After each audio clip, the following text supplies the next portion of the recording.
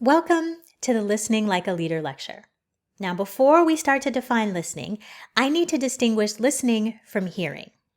Hearing is a physiological process of decoding sounds. So the vibrations cause our middle ear bones to move, the electrical impulses go to the brain.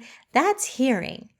But listening is a deliberate process that starts with hearing, then moves to attending, understanding, responding, and recalling. Let's talk about 4 common listening styles. The people-oriented listening style puts people first. It's all about emotions and feelings. So someone who is listening with this style might ask the question, how do you feel about what happened? Someone with an action-oriented listening style is focusing on importance, the action items. So someone with an action-oriented listening style might respond by saying, well, what do you want me to do? Can you get to the point? Someone with a content-oriented listening style is all about making sure they understand what the speaker is saying. They're all about facts and details. They might say something like, okay, start over from the beginning and tell me exactly what was said. Someone with a time-oriented listening style is all about efficiency. They're most effective in emergency situations, and they might say something like, I only have 10 minutes. Can you get right to it?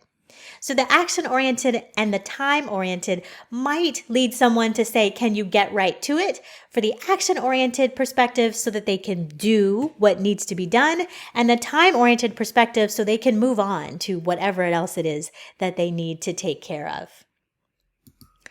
A D-centered leader who is listening in a comprehensive approach, meaning they want to comprehensively acquire knowledge.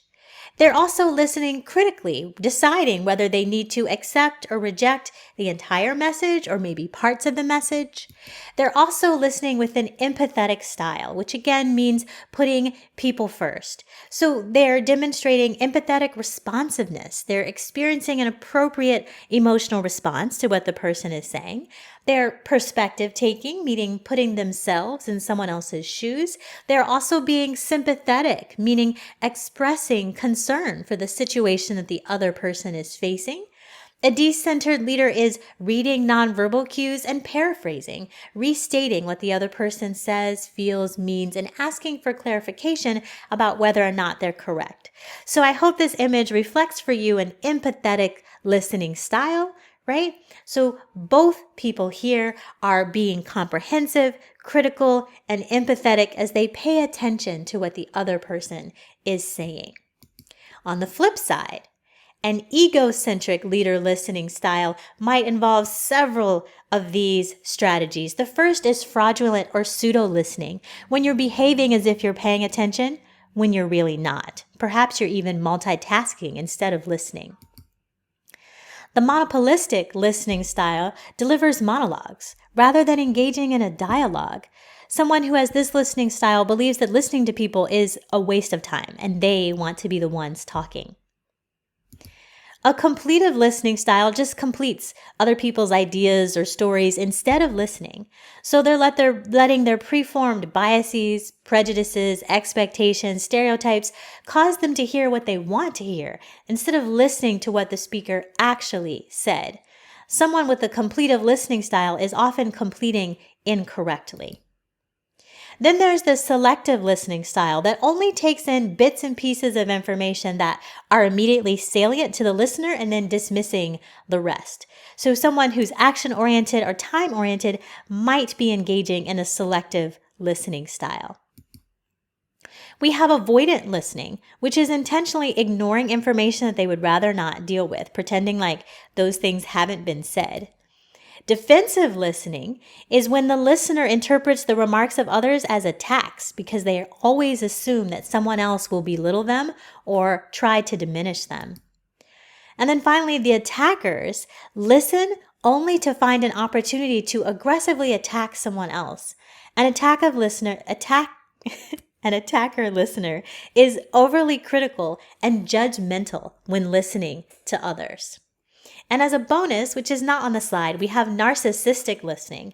And this is self-absorbed listening that's only focusing on a personal agenda and self-absorption. So the perpetrator of narcissistic listening is ignoring what others have to say so they can direct the conversation back to themselves. They might even pout, whine, or throw adult tantrums until the conversation shifts back to them. So a narcissistic listener might be both monopolistic and slightly attacking. When you are listening appropriately in a decentered way, you want to give feedback. And feedback is defined as all the verbal and nonverbal messages that a person sends out. So someone who gives evaluative feedback is giving feedback that is based on a positive or negative judgment, right? Evaluative feedback is based on a positive or negative judgment. So positive evaluative feedback reinforces the behavior immediately. Hey, this was good. Continue doing this good thing. Negative evaluative feedback identifies inappropriate or ineffective behavior before you have the opportunity to do it again. Like, hey, let's not do that again before we give this next presentation or before we interact with individuals. Non-evaluative feedback is the type of feedback that just engages. It describes, questions, indicates an interest in the other person's communication. Positive feedback is evaluative feedback is designed to shift behavior, but non-evaluative feedback is designed to increase engagement. So maybe you'll ask probing questions that get to more information. Maybe there's an aspect of understanding or comprehension or clarity. Maybe the non-evaluative feedback leads to supporting messages that you just support what the other person has to say. Maybe non-evaluative feedback are I messages conveying personal feelings. Very different types of feedback. When you are coaching someone, you'll probably want to give them evaluative feedback and non-evaluative feedback. But as a leader, you have a choice when it comes to coaching. You could give directive feedback that's oftentimes ego-driven and just tells people what you want them to do.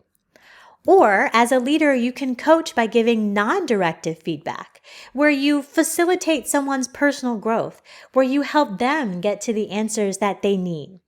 Non-directive coaches are usually really, really great listeners. So when you are listening, please resist talking more than you listen. To be heard, there are times when you just need to be silent. Also, avoid technological and other distractions. In the comm world, we call this noise. And noise might be physical noise, like something happening in the background, but it also might be emotional noise, as in you're thinking about something else. You're focused on your own thoughts, worries, feelings, past experiences, instead of focusing on what's happening in the present. The technological noise, of course, are cell phone notifications from your computer. If you are being a focused listener, then try to minimize all of the noise or all of the distractions. Also, I need you to resist the rush to judgment. When others feel listened to, they'll have greater confidence in you and they'll make a greater commitment to you as a leader. So don't do completive listening. Don't rush to judgment. Instead, listen. Pause, think, reflect before you respond. Paraphrase, ask for clarity before you rush to a judgment. And I need you to remember that all cultures generally listen differently. So resist the urge by thinking that everyone listens the same, because different cultures listen differently. Some people listen by leaning in with their body language. In other cultures, people listen by leaning or looking away. So give people the benefit of the doubt, because there are different strategies for listening depending on someone's culture. So how do you improve your listening as a leader? First, stop. Again, tune out distracting and competing messages, emotional noise, physical noises. 2, look. Become aware of nonverbal cues and listen between the lines with your ears and with your eyes. And then actually listen. Number 3, create meaning from those verbal and nonverbal messages. Don't interrupt. give appropriate feedback, and contribute to the conversation. Leaders use their ears, their eyes, and their heart when listening, but the number one way to become a better listener is to practice. So here's our reflection question for this lecture. How can you listen more effectively as a leader? This concludes the Listening Like a Leader lecture.